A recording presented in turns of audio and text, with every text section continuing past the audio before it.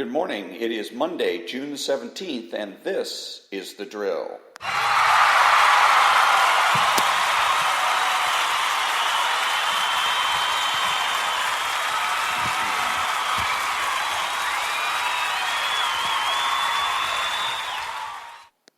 Good morning. This is Ronald T. Hardgrove, and this is my podcast called The Drill, and it's about being a true conservative, the difference between being a true conservative and being a reactionary or a traditionalist or a socialist for that matter, and it's about what true conservatism is and why it matters.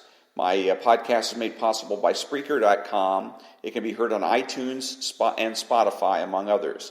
My email address is storytimes@hotmail.com. I'm on Twitter at Ronald Hardgrove and on Facebook at The Drill. So being a true conservative is knowing that the essence of any argument is change. If it ain't broke, don't fix it is right. And if it ain't broke, break it is wrong. Trying to prove why it shouldn't be broken is reactionary. Reactionaries consistently put themselves on the defensive. True conservatism is not merely a political identity, but a philosophical reality. What is it that's being conserved besides the status quo? Individuality. The rights enumerated in the Constitution are individual rights, not human rights, not white rights, not men's rights, not straight rights. The true conservative thinks as an individual, for and about individuals. By conceding the word we, the reactionary allows himself to be trapped into group think, inadvertently promoting the very thing that he claims to despise, a bloated, overreaching bureaucracy. As a result, the left appears to win again and again. The biggest mistake that so-called conservative talk show hosts make is being reactionary. Being reactionary is an anti-conceptual mentality that involves reacting to arbitrary claims and aping the left. Arbitrary claims are those claims that lack evidence or proof. Aping the left means copying their communication style, which means making predictions and using anti-concepts. Making predictions deprives conservatives of values by substituting forecasting for moralizing. And moralizing involves judgment. Judgment is used to decide ultimately what is real and what is imaginary. We use judgment instead of prediction because we need to answer the question, what should I do? Not, what is going to happen? Using anti-concepts aids the left in obliterating legitimate concepts such as property and conflict of interest. The second biggest mistake pundits make is in confusing traditionalism with conservatism. Traditionalism demands a slavish devotion to the status quo. Traditionalism is a mistake because it is as idealistic as socialism. The socialist tells himself, if we could only get rid of the status quo, we'd be all set. The traditionalist tells himself, if we could only get rid of change, we'd be all set. The conservative asks, should we change? If it is true that imitation is the sincerest form of flattery, then the right-wing pundits do more to honor the left than defeat it. And that's my introduction to my podcast. And when I come back, I'm going to be reading from Idris Shah, Tales of the Dervishes.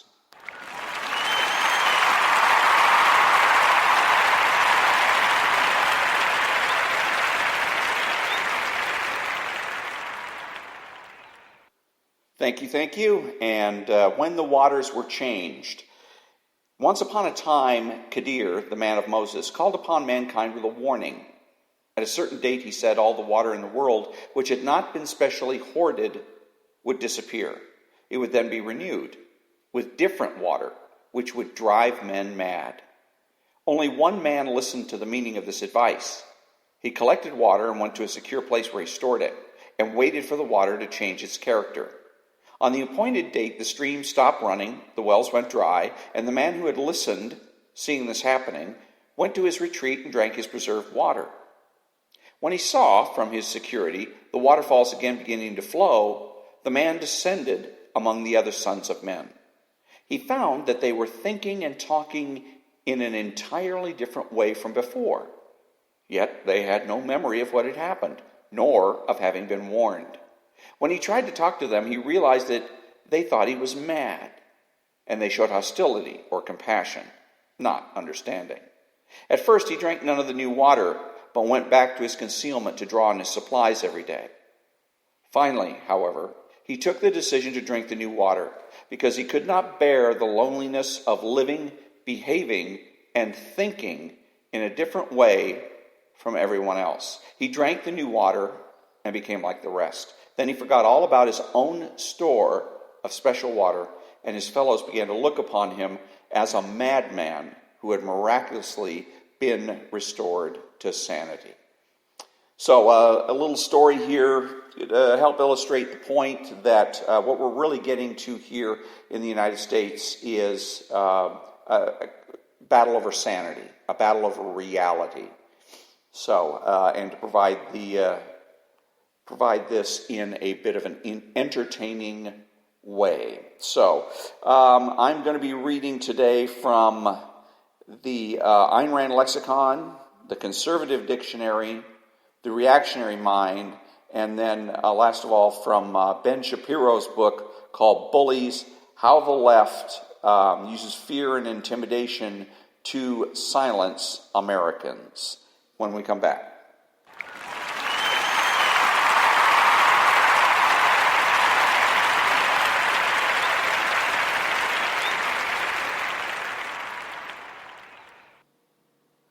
Thank you very much. Welcome back. We're at the concept of the day from the Ayn Rand Lexicon, and the concept of the day is genus and species. Just as a concept becomes a unit when integrated with others into a wider concept, so a genus becomes a single unit. A species when integrated with others into a wider genus. For instance, table is a species of the genus furniture, which is a species of the genus household goods, which is a species of the genus man-made objects. Man is a species of the genus animal, which is a species of the genus organism, which is a species of the genus entity. And that was genus and species, the Ayn Rand lexicon concept of the day. I'm having trouble connecting to the internet. Good for you, Siri. Or what's her name? It's not Siri. Anyways.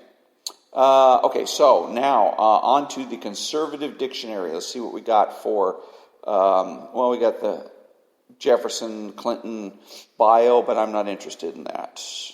Okay, so let's go to Cloward and Piven, which I'm assuming is also a biography.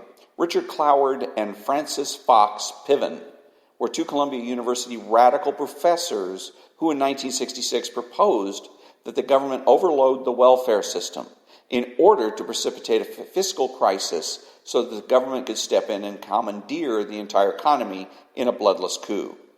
Although it is childishly simplistic and incapable of working in the real world, the Cloward-Piven strategy has actually been applied by President Barack Obama with demonstrably and predictably disastrous results. And that was Cloward and Piven from the Conservative Dictionary. Back in a minute.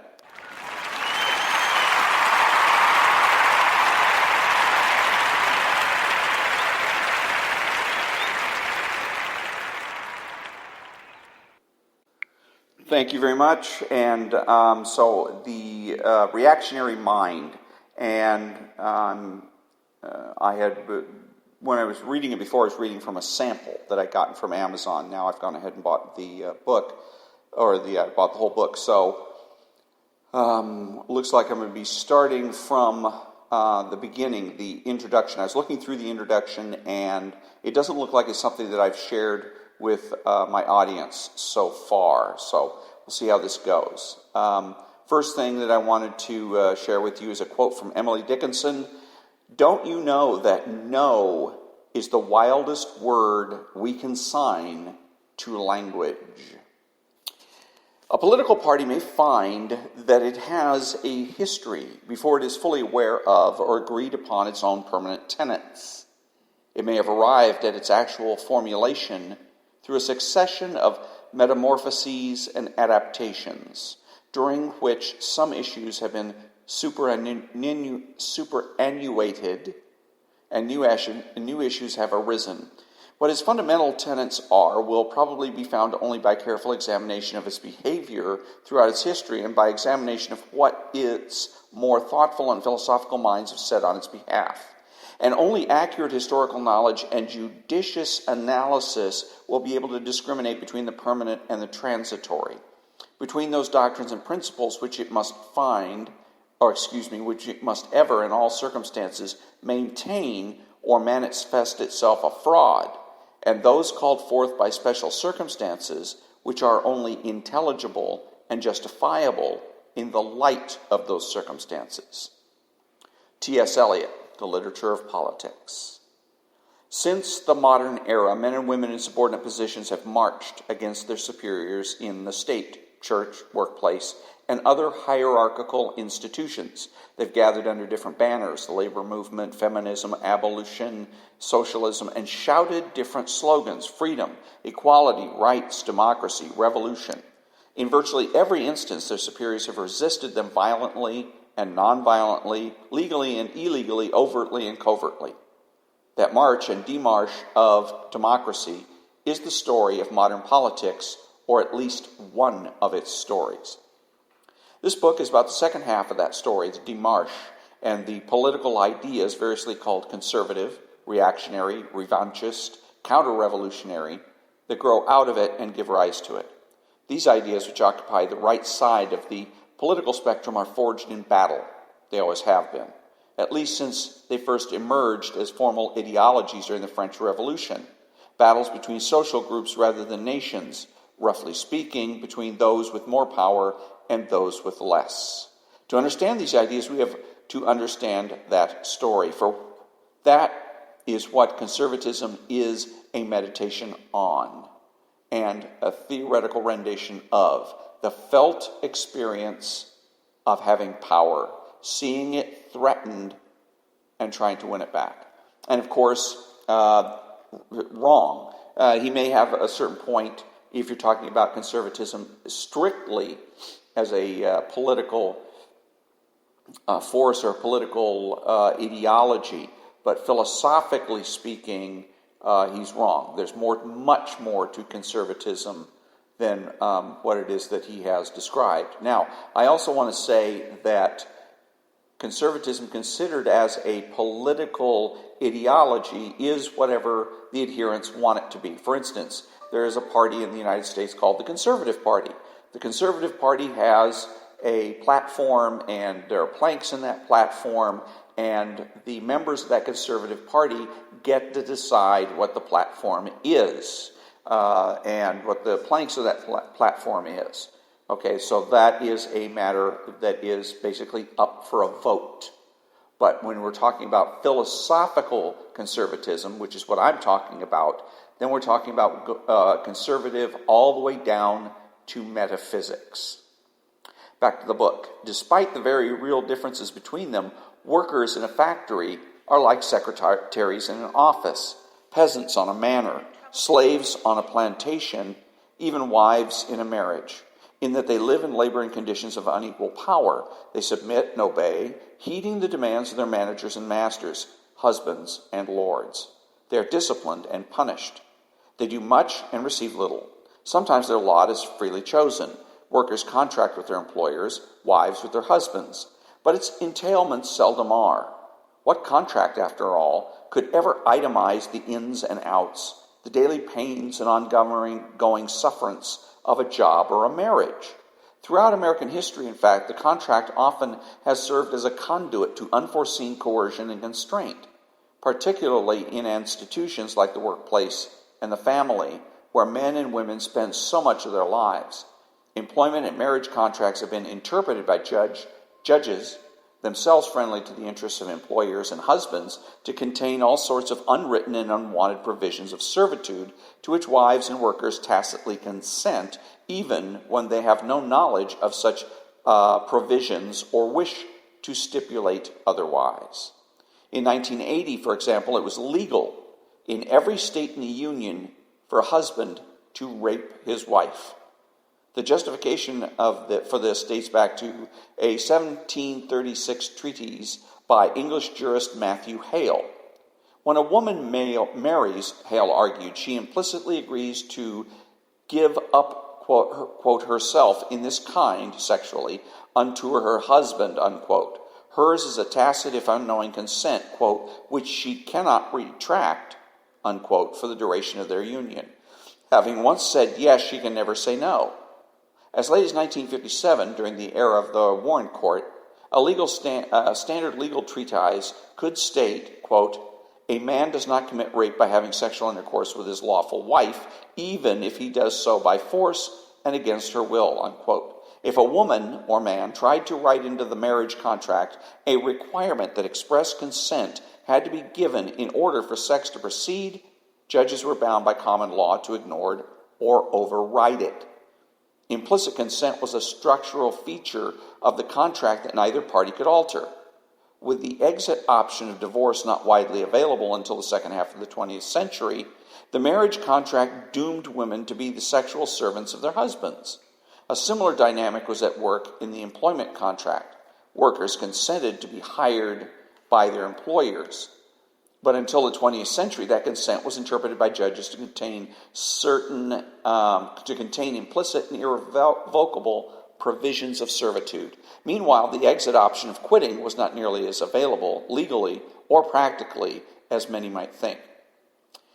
Every once in a while, however, the subordinates of this world contest their fates. They protest their conditions, write letters and petitions, join movements, and make demands. Their goals may be minimal and discreet. Better safety guards on factory machines, an end to marital rape.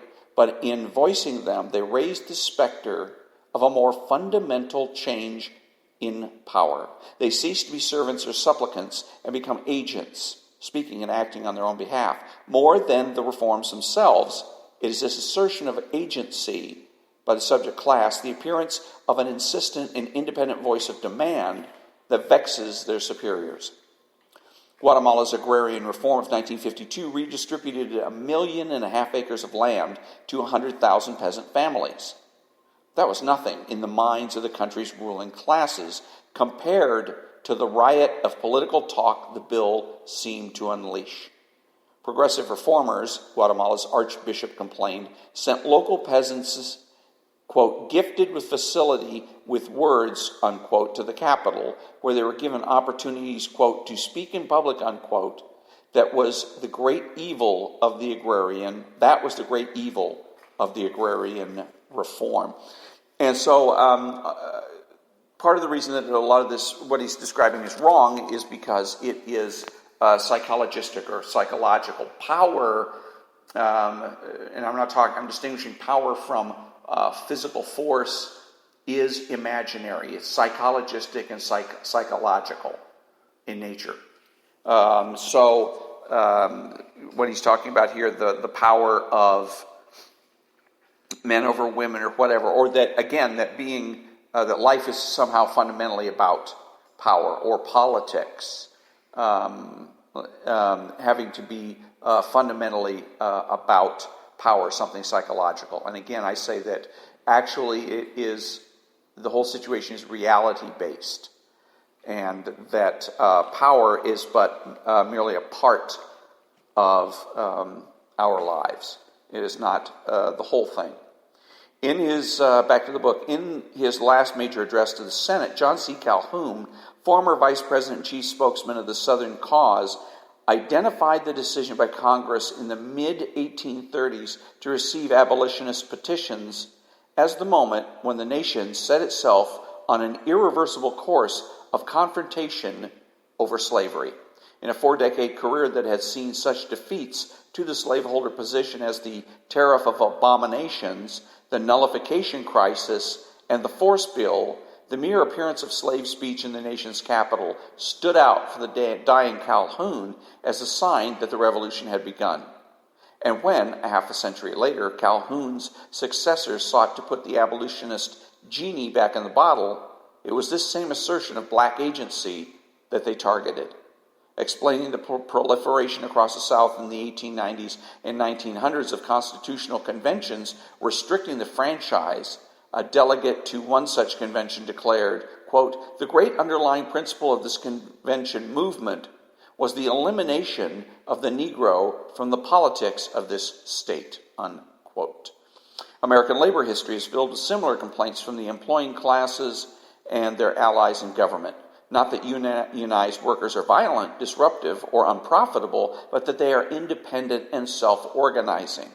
Indeed, so potent is their self-organization that it threatens in the eyes of their superiors to render superfluous the employer in the state. And again, the effect that it has on the employers that they're talking about here is psychological in nature and not necessarily and not reality-based. The idea, again, of change from a conservative, truly conservative perspective is we make the presumption for the status quo. We ask ourselves when change, the opportunity for change presents itself is how are we doing things now, and is there an obvious case for change? And if there is, then we go ahead and explore it. And if not, we don't. So let's see. During the Great Upheaval of 1877, back to the book, striking railroad workers in St. Louis took to running the trains themselves.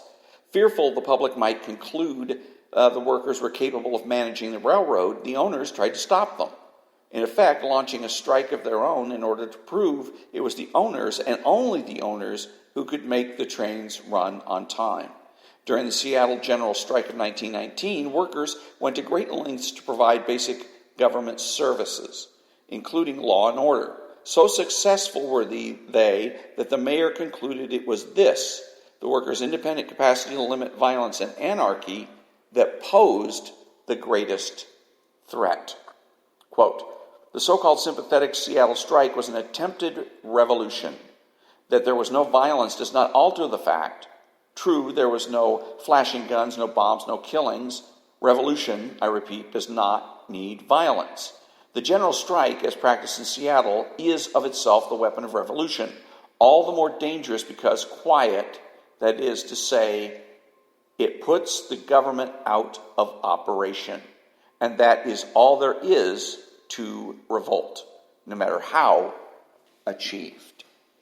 And I'm going to stop right there. And this is the introduction to the reactionary mind. And when I come back, I'm going to be reading from the book by Ben Shapiro called Bullies.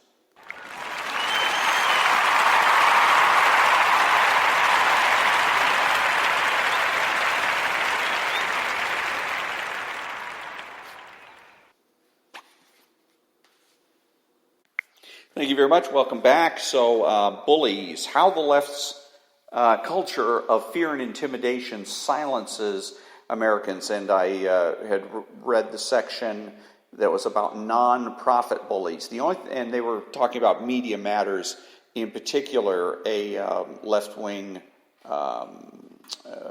pseudo-news organization. And one of the other things that I wanted to mention is that is happening also non-profit-wise is churches. That churches are becoming socialist clubhouses. There's a church in Pasadena, and it is regularly preaching about politics and things political, even though it is a nonprofit institution and exempt from paying income taxes. And as a matter of fact, this particular church, All Saints is the name of it. All Saints was even in the news because during, I believe it was the Bush administration, they were looking at revoking their nonprofit status because of, apparently they were preaching from, not preaching, but giving political advice and whatnot and expressing political opinions from the pulpit. And it's a very left-wing church, And you see a lot of that. A lot of churches nowadays, and they have signs and flags out in front of their on their property, expressing their political views. And I don't go to church because I want to hear about politics. I go to church because I want to think and reflect on weightier, deeper issues like my immortal soul.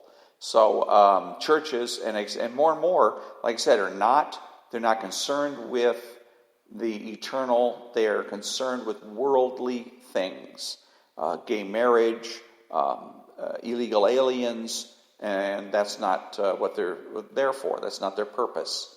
So they're becoming, like I said, they're not churches anymore. They're becoming socialist clubhouses, but they will have the clout of the cloth, so to speak. They wear a uniform, dress up as a priest or as a minister, and get the titles bishop, priest, minister, deacon, and yet go ahead and boldly espouse socialism, which is, by the way, atheistic. So anyways, the next section is called University Bullies. There is no less tolerant place on the planet than the faculty lounges of America's major universities. Not only is dissent not tolerated, it's not even acknowledged to exist. Every poll of college faculty ever taken has shown an unhinged imbalance between conservatives and liberals on campuses. A recent 2012 poll showed that for every conservative professor, there were at least 3 liberals, and a full third openly admitted that ideology entered the classroom. Older polls show a full 72% of American university and college faculty identifying as liberal, with just 15% conservative. At top universities, that statistic is 87% to 13%. And one of the things I want to say here, if you're going to be a true conservative, one of the things you get to recognize is the trick that's played by the left, and is now a trick that's used also equally by the right in regards to polls and surveys. With polls and surveys, the proper way to report them, it would be, in this particular case, a full 72% of American university college faculty.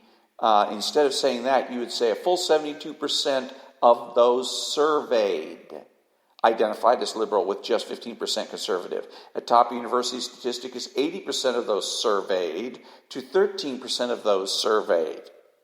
We do not assume that these surveys are representative samplings. We do not make that assumption. You play it conservative, you play it close to the vest, and say that of those surveyed. Now, psychologically, number one, it's intellectually honest to do that. And number two, it's psychologically much better. The whole purpose of trying to claim that 72% of American university and college faculty, which means 72% of all the faculty in the entire United States of America, is to bully and intimidate, to make you feel like you're all alone. Well, 80% of Americans think this. And how do you feel when you hear that? Like you're one down, like there's something wrong with you. But it's a trick. And the way to deal with it is to simply correct it and say, you mean 80% of those surveyed say X. And then you're off the hook. Back to the book. Big government is worshipped on campus. While 60% of professors said that, or I should say again, 60% of professors that were surveyed said that Ronald Reagan wasn't one of America's top 10 presidents, a full 54% of professors polled, there we go, now we're getting right, in 2012 thought that Franklin Roosevelt was America's best president ever. They must have missed those 8 long years of the Great Depression prior to the start of World War II. If it weren't for FDR, the Great Depression would have been a lot less great and a lot less depressed. But according to college professors, FDR is God. If there was a God, that is. College professors are significantly less religious than the general public.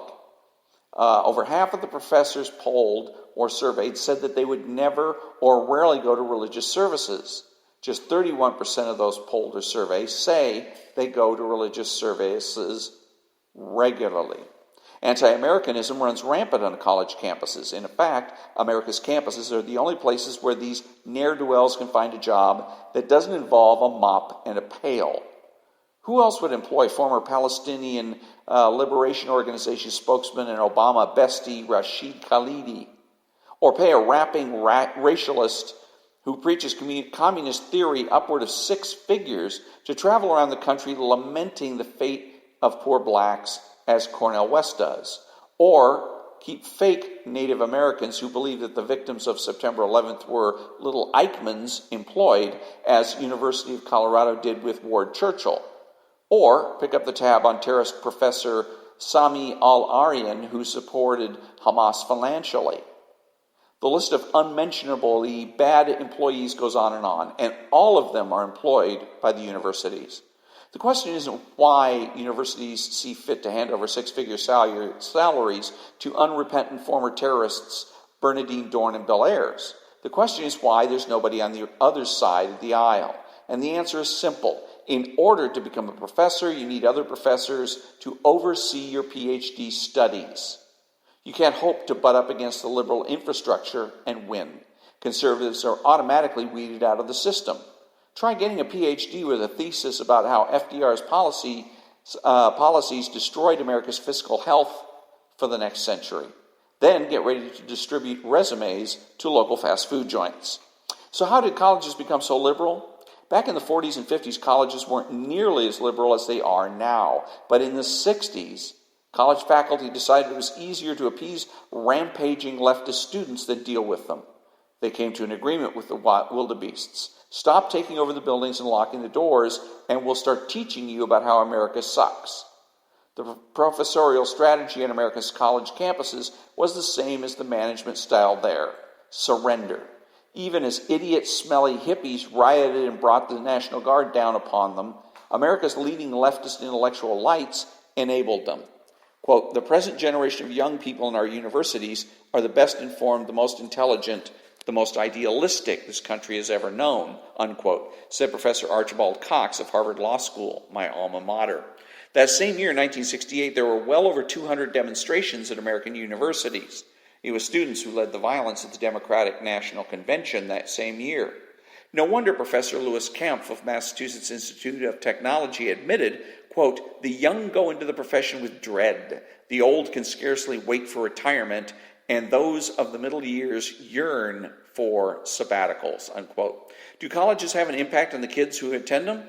You bet they do. Even though you thought you were ignoring your professor and chatting up the hot blonde in the back of your Philosophy 101 course, chances are that you had to take a final in that course. And chances are that if you wanted to do well in that final, citing Ayn Rand probably wasn't the best strategy.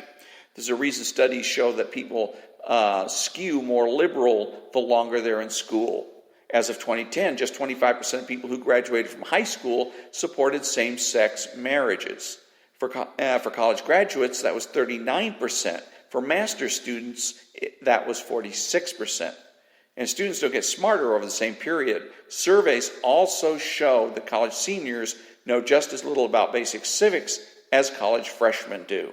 However, they do know infinitely more about where to find free condoms and what environmentalist lines work best on idealistic leftist co-eds. Hint, the answer is, quote, "I work with dolphins," unquote. The level of indifference or intolerance on college campuses for traditionally conservative thinking is astonishing. Religious people find themselves under assault from professors and administrations that despise their thinking. And meanwhile, those professors and administrators get paid substantial sums to generate white papers on behalf of liberal politicians. Want to be quoted in the New York Times about how evil George W. Bush is? Just grab a job at a top university. After all, the media is always looking for someone who they can tag as an expert. That's why Barack Obama and his cronies are constantly seeking to put more people into the college system. In his 2012 State of the Union address, he referred to kids going to college as an element of the, quote, basic American promise, unquote.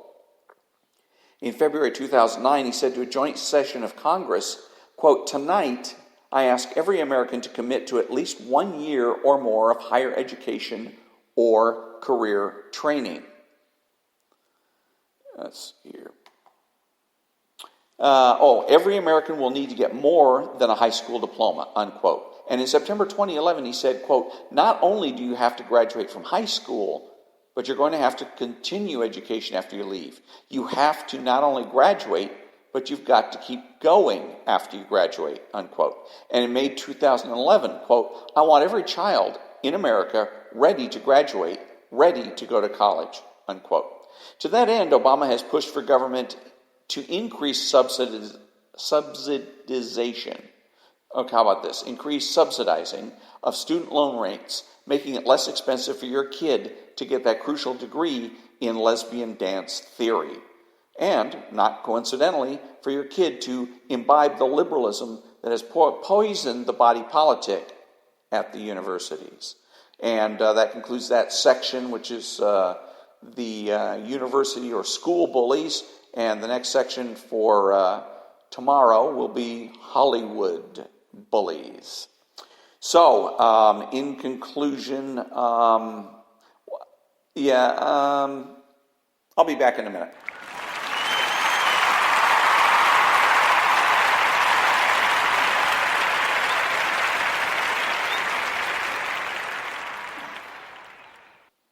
Thank you very much.